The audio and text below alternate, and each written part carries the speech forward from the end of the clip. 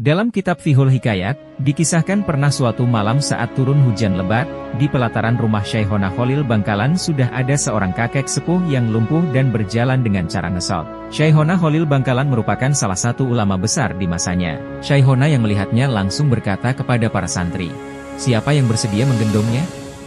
"Saya bersedia wahai guru," jawab salah seorang santri. Kemudian santri itu pun menggendongnya. Dan ketika sampai di depan pintu rumah Syaihona, beliau langsung menyambutnya dengan penuh hormat dan takzim pada tamu sepuh itu.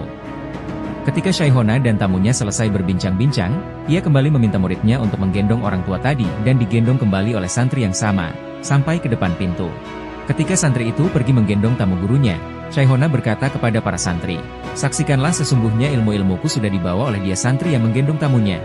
Setelah kejadian itu barulah diketahui ternyata tamu Syaihona yang sepuh serta lumpuh itu adalah Nabi Khidir AS. Sedangkan santri yang menggendongnya itu di kemudian hari menjadi Rais Akbar Nahdlatul Ulama, NU. Dia adalah Hadratus Syaikh Kiai Haji Hasyim Asy'ari. Kisah karomah Hadratus Syaikh Hasyim Asy'ari. Hadratus Syaikh Muhammad Hasyim Asy'ari, ketika Hasyim Asy'ari muda berangkat nyantri ke pesantren yang diasuh Kiai Haji Muhammad Khalil bin Abdul Latif Bangkalan Madura.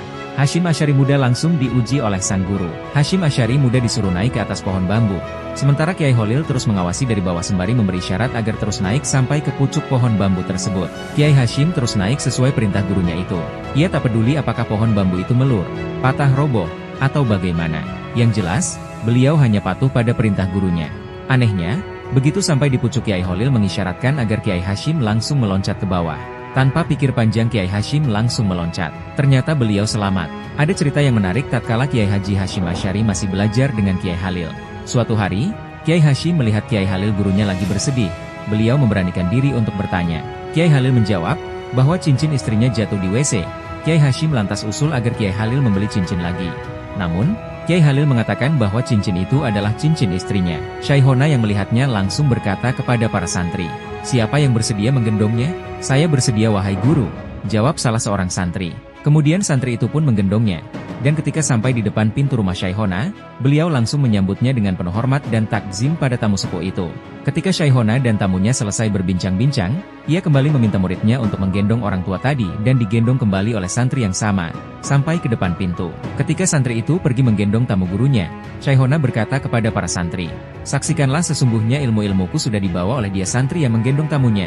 Setelah kejadian itu barulah diketahui ternyata tamu Syaihona yang sepuh serta lumpuh itu adalah Nabi Khidir AS. Sedangkan santri yang menggendongnya itu di kemudian hari menjadi Rais Akbar Nahdlatul Ulama, NU. Dia adalah Hadratus Syaikh Kiai Haji Hasyim Asy'ari.